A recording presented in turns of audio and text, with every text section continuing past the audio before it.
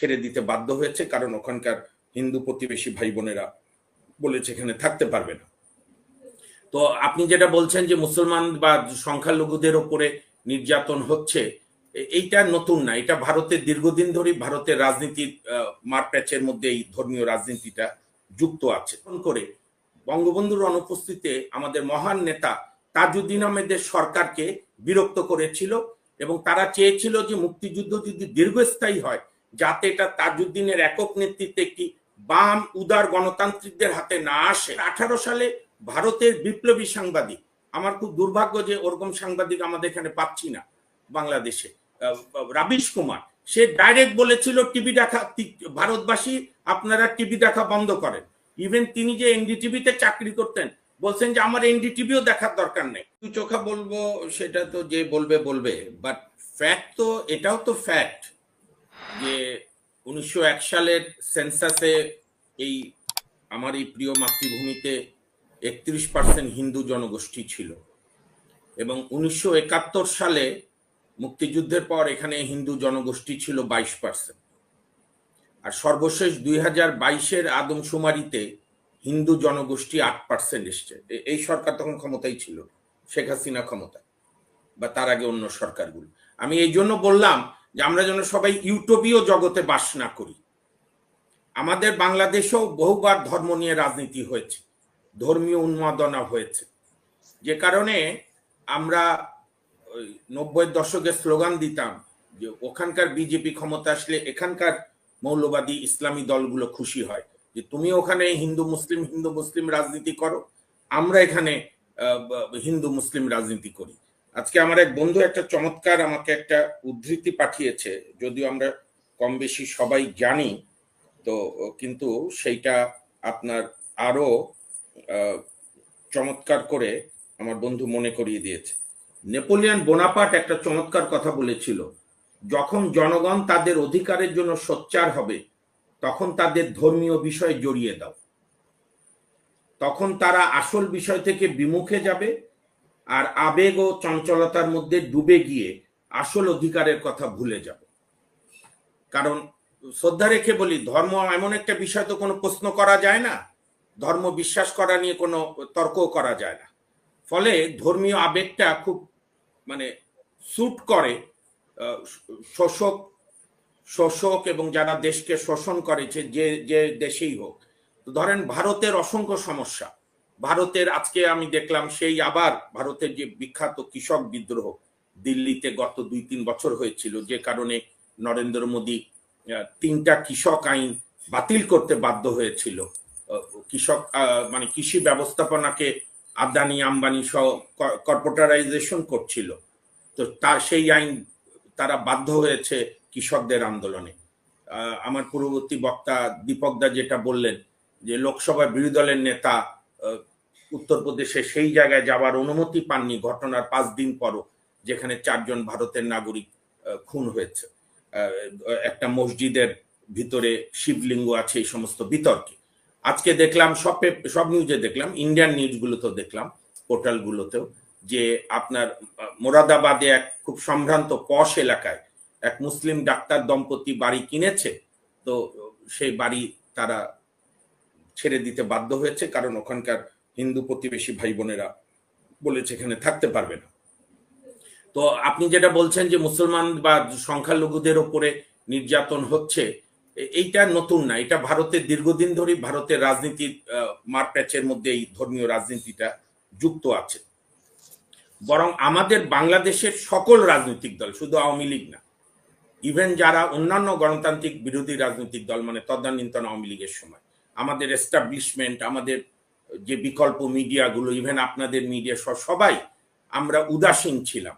যেরকম আমার মনে পড়ে না যে 2019-এর 5 আগস্টে কাশ্মীরের স্পেশাল স্ট্যাটাস আর্টিকেল 370 যেটা ওদের সংবিধানে ছিল, সেটাকে বিলুপ্ত করে যেভাবে কাশ্মীরকে ইউনিয়ন টেরিটরি করলো এবং কাশ্মীরে বোধহয় 89 দিন একেবারে ব্ল্যাক আউট করে নির্যাতন চালালো, যেই থেরাপি কাশ্মীর থেরাপি হিসেবে পরিচিত, সেই থেরাপি রয়ের লোকরা এই 25 আপনার জুলাই 14, 15, 16, 17 দিয়ে 18 জুলাই যাওয়ার আগে বলেছিল শেখ হাসিনাকে, এটা সব মিডিয়াতে আছে, ইন্ডিয়ান মিডিয়া সহ অন্যান্য ফরেন মিডিয়া, যে আপনার টেনশন নেই, আমরা কাশ্মীর থেরাপি দিয়েছি।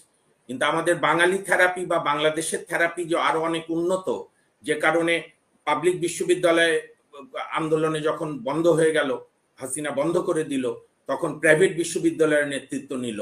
দীপকদা নিশ্চয়ই এগুলো দেখেছেন দূর থেকে। প্রাইভেট বিশ্ববিদ্যালয় যখন আবার তীব্র রোষানলে পড়লো, বন্ধ হয়ে গেল, তখন আমাদের মাদ্রাসার ছেলেমেয়েরা দায়িত্ব নিল। পরে মা, ভাই, বোন, বাবা, একটি পুরা বাংলাদেশের জাতি, জনগণ, মালিক যারা, সেই মালিকদের আমরা জাগরণ দেখলাম। ব্যানার ছাড়া কোনো রাজনৈতিক দলের নেতৃত্বে নয়, জনগণের নেতৃত্বে জনবিস্ফোরণ হলো। এখন ইন্ডিয়া কি বোকা? ইন্ডিয়া এতদিন ধরে দেশ চালাচ্ছে, ইন্ডিয়া এগুলো বোঝে না? অবশ্যই বোঝে। ইন্ডিয়া যেটা চাচ্ছে, একটা তো ঠিক, আমি দীপক দার সঙ্গে খুব একমত হতে পারতাম, তাহলে আমি সুখী থাকতাম যে এখানে কংগ্রেস আসলে চেঞ্জ হবে। কোনো চেঞ্জ হবে, কারণ আমরা তো তার প্রমাণ পেয়েছি 6ই আগস্ট। 6ই আগস্টে যখন এস জয়শঙ্কর সর্বদলীয় মিটিং বসালো সমস্ত পার্লামেন্টের সব দল নিয়ে, ব্যক্তিগতভাবে যদি আপনি জিজ্ঞেস করেন, আমি তীব্রভাবে অপছন্দ করি পরিবারতন্ত্রের রাজনীতি, এবং বাংলাদেশে পরিবারতন্ত্র রাজনীতি আমাদেরকে আজকে এই ধ্বংসের দ্বার প্রান্তে এনেছে। এখান থেকে শিক্ষা না নিলে আবারও আমরা পতনের দিকে যাব। ভারতেও পরিবারতন্ত্রের রাজনীতিও অনেক সাফারার হয়েছে, কিন্তু সেখান থেকে আমার দৃষ্টিতে রাহুল গান্ধী অনেক বেরিয়ে এসেছিল 4000 কিলোমিটার হেঁটে টেটে উদার হয়ে। কিন্তু সেই রাহুল গান্ধী যখন সভায় বসে প্রথমেই জিজ্ঞেস করে যে বাংলাদেশে যেটা ঘটলো এটা কি আইএসআই প্লট, তখন মনটা ভেঙে যায়। অবাক হই না, কারণ 2014 সালে কংগ্রেসের নেতৃত্বে ইউপিএ ক্ষমতায় ছিল, এবং আপনার এই যে মমতা ব্যানার্জির তৃণমূল কংগ্রেস ও ইউপিএর শরিক, ভারতের বামপন্থীরাও ইউপিএর শরিক ছিল। কিছু বলতে চাচ্ছে না, আমি আগে শেষ করে নিই, তারপর বলেন। তো ইউপিএ অবশ্যই বলবেন দাদা। ইউপিএর 2-তে এইটা তারা। আরো যদি আপনি ব্যাকে যান, ইতিহাস ভূগোল না জানলে তো মুশকিল। 71-এ যখন আমাদের মহান মুক্তিযুদ্ধ হয় এবং শ্রীমতী ইন্দিরা গান্ধীর নেতৃত্বে ভারতের জনগণ, ভারতের সরকার যে অকৃপণ হাতে সহায়তা করেছে, আমরা কোনোদিন সেটা ভুলবো না। এত কিছুর পর তাদের সৈন্যরা আমাদের এখানে মারা গেছেন, শহীদ হয়েছেন। কিন্তু তখনও ইন্ডিয়ার যে ডিপ স্টেট, অর্থাৎ যে ইন্ডিয়ার এস্টাবলিশমেন্ট, যারা ইন্দিরা গান্ধীকে মানে ভয় দেখিয়েছিল যে you are creating another Pakistan, তারা কিন্তু সেদিন মুজিব বাহিনী গঠন করে বঙ্গবন্ধুর অনুপস্থিতিতে আমাদের মহান নেতা তাজউদ্দিন আহমেদের সরকারকে বিরক্ত করেছিল, এবং তারা চেয়েছিল যে মুক্তিযুদ্ধ যদি দীর্ঘস্থায়ী হয়, যাতে এটা তাজউদ্দিনের একক নেতৃত্বে একটি বাম উদার গণতান্ত্রিকদের হাতে না আসে। সেই জন্য আমাদের তোফায়েল সাহেব, রাজ্জাক সাহেব, শেখ ফজল হক মনিয়া, সিরাজুল খানকে দিয়ে জেনারেল উবানকে, আমি শেষ করি, 2-1 মিনিট দেন, জেনারেল উবানের নেতৃত্বে আপনার মুজিব বাহিনী গঠন করেছে, যারা মুক্তিযুদ্ধ করেনি, তাজউদ্দিনকে হত্যার অ্যাটেম্প নিয়েছিল 2 বার। তো সুতরাং ভারতের এটা নতুন স্টাইল না, এটা খালি বিজেপিকে দোষ দিলে হবে না। এবং ভারত বঙ্গবন্ধুকেও কতটা পদানত করতে চেয়েছিল, ইতিহাস সাক্ষী যে বঙ্গবন্ধুর নানা দুর্বলতা থাকতে পারে, নানা নিন্দা আমরাও করি, ফ্যাসিবাদের বীজ ওখানেও উনি উক্ত করেছিলেন। কিন্তু বঙ্গবন্ধু যখন ওয়াইসি সম্মেলনে যাবে, তখন ইন্ডিয়ান হাই কমিশনার সমর সেন এসে মানা করেছিল। বঙ্গবন্ধু ক্ষিপ্ত হয়ে সঙ্গে থাকা লাল টেলিফোন ইন্দিরা গান্ধীকে বলেছিল, ask your high commissioner how to talk with Sheikh Mujib. আমরা যে কারণেই দেখি শেখ হাসিনার পতনে ভারতের এস্টাবলিশমেন্টের যে বেদনা, 15ই আগস্টের পরে এই বেদনা আমরা দেখিনি। 15ই আগস্ট 11:30টায় খন্দকার মুস্তাকের ওত অনুষ্ঠানে ভারতের হাই কমিশনার সমর সেন গিয়েছিল। আমি এখানে ভারতের জনগণের সব কথা সরকার শোনে তা তো না, সব দেশে এটাই সমস্যা। ভারতের জনগণ আমাদের বন্ধু, আমরাও তাদের জনগণের বন্ধু, কিন্তু ভারতের সবচেয়ে বিশ্বস্ত 2জন রাষ্ট্রনায়ক, রাষ্ট্রপ্রধানকে তারা পেয়েছিল, একটা হোসেন মোহাম্মদ এরশাদ, আরেকটা শেখ হাসিনা। আপনি প্রণব মুখার্জির ডেজ অফ কোয়ালিশন পড়েন, মেজর আফসারি ভাই লজ্জা পাওয়ার কথা। আমাদের দেশের সেনাপ্রধান মইনুল আহমেদ গিয়েছে 2008-এর জুলাই আগস্টে প্রণব মুখার্জির কাছে, তখন উনি বোধহয় অর্থমন্ত্রী, যে শেখ হাসিনা ক্ষমতায় আসলে তো আমাকে রাখবে না, আমার বিচার করবে, এই সেই। বলছেন আমি কথা দিলাম শেখ হাসিনা তোমাকে কিচ্ছু করবে না, তোমরা আওয়ামী লীগকে পাওয়ারে আনার ব্যবস্থা করো। তো সব ভারতের ইন্টারফারেন্স তো 2014 বললে ভুল হবে। ভারত 2008-এর নির্বাচনই মোটিভেট করেছে। হ্যাঁ, আমাদের দোষ, আমরা মোটিভেটেড হয়েছি, সেই লজ্জা তো আমাদের আছেই। কাজেই আমাদের কোনো, আমি এটা নিয়ে বারবার আপনাকে আমি অনুরোধ করবো, এরপরে টকশো গুলোতে আপনি সংস্কার কাজ কত দূর এগুলো, আমাদের রাজনৈতিক দলগুলো সংস্কার কত দূর এগুলো, বাংলাদেশের মিডিয়া কতটা দায়িত্বশীল হলো, এগুলো নিয়ে আলাপ করেন। আপনার আগের অনুষ্ঠানের মধ্যে আমি বলেছি, আফসারি ভাই শুনেছেন কিনা, 2018 সালে, সাইমুম ভাই জানার কথা, 2018 সালে ভারতের বিপ্লবী সাংবাদিক, আমার খুব দুর্ভাগ্য যে ওরকম সাংবাদিক আমাদের এখানে পাচ্ছি না বাংলাদেশে, রাবিশ কুমার, সে ডাইরেক্ট বলেছিল টিভি দেখা, ভারতবাসী আপনারা টিভি দেখা বন্ধ করেন। ইভেন তিনি যে এনডিটিভিতে চাকরি করতেন বলছেন যে আমার এনডিটিভিও দেখার দরকার নেই, 300 রুপি করে আপনি যে ওই যে ডিশের বিল দেন ওইটা নরেন্দ্র মোদীর ফান্ডে পাঠায় দেন, নরেন্দ্র মোদীর উপকার হবে। এবং রাবিশ কুমারের ভাষায় যে ভারতের মিডিয়া গণতন্ত্রের যে ছুরিকাঘাত করেছে আর কোনো মাধ্যম করেনি, ঠিক আমাদের দেশেও যে মিডিয়া। এবং শেষ করবেন। সুতরাং ভারতের গদি মিডিয়া কি বলল না বলল এইটা নিয়ে মাথা না ঘামিয়ে 10 তারিখে ভারতের পররাষ্ট্র সচিব আসছেন, এটা শুভ দিক। উনি নিশ্চয়ই আলাপ করবে আমাদের পররাষ্ট্র সচিবের সঙ্গে।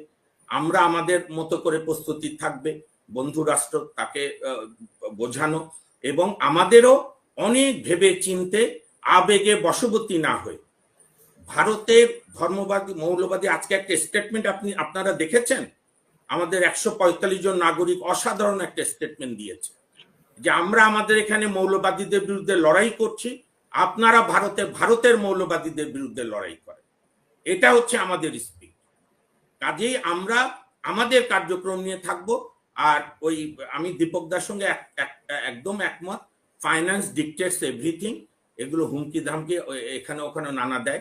যেমন ধরেন, আমি এটা আজকে আমার মানে হাস্যকর লেগেছে, কয়েকটা লোক মিলে প্রেস ক্লাবে, আমাদের ঢাকা প্রেস ক্লাবের সামনে গিয়ে ওই রিপাবলিকের ওই সাংবাদিকের ছবি পুরাচ্ছে। আরে আপনি ছবি পুরাবেন কার, যখন যে লোক খুব বেশি গুরুত্ব বহন করবে আপনাদের কাছে?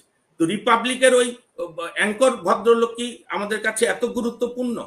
এগুলো হচ্ছে এখানে ইন্ডিয়ান হেজিমনি, রয়ের পাতা ফাঁদে আমাদের অনেকে পা দেয়। এগুলো পাতা ফাঁদে পা দেওয়ার দরকার নেই। আমাদের বক্তব্য, ভারত একটা তো ভারতের সমস্যা হয়েছে, সেটা যেভাবে বলেন, ভারতের এস্টাবলিশমেন্ট ভাবতেই পারেনি তার সবচাইতে অনুগত একটি শাসকের এত নিদারুণ পরিণতি হবে। শুধু শাসকের না, শাসকের সর্বস্তরে। এবং 15ই আগস্টে মৃত বঙ্গবন্ধু বা শেখ রাসেলকে যেভাবে বিক্রি করে আওয়ামী লীগ করেছে, কোনো পলায়নপর নেতার দল কোনো আসতে পারে না। এগুলো নিয়ে কোনো দুশ্চিন্তার কারণ নেই, ইন্ডিয়া নেই কান্না নেই।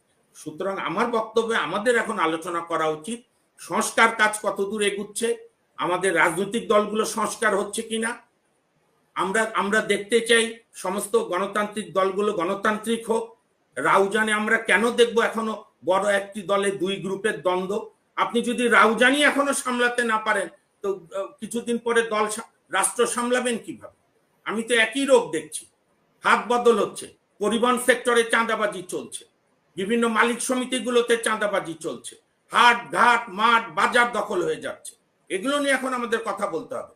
রাজনৈতিক দলের নেতা নেত্রীদের দেবদেবী বানানোর প্রবণতা থেকে আমাদের বেরিয়ে আসতে হবে। কোথায় বের হচ্ছি আমরা? অনেক ধন্যবাদ। আমি কেন দুঃখ পাচ্ছি, আমাদের মিডিয়াগুলো কোনো লাগাতার প্রোগ্রাম করছে না যে জেলায় জেলায় এতগুলো ছেলে মেয়ে শহীদ হয়েছে, এতগুলো আহত, এগুলো কোনো প্রোগ্রামের উদ্যোগ নাই। আর সব মিডিয়া কি ভালো হয়ে গেছে? আবার ব্যবসায়িক সেক্টরে ব্যবসায়ীদের বিচার করার উদ্যোগ কই? বরং আমাদের কানে আসে বিভিন্ন গ্রুপরা বিভিন্ন বড় বড় নেতা নেত্রীদের দেশ বিদেশে টাকা দিয়ে ম্যানেজ করার চেষ্টা চলছে। এগুলো হচ্ছে আমাদের সমস্যা, ভারত আমাদের সমস্যা। অনেক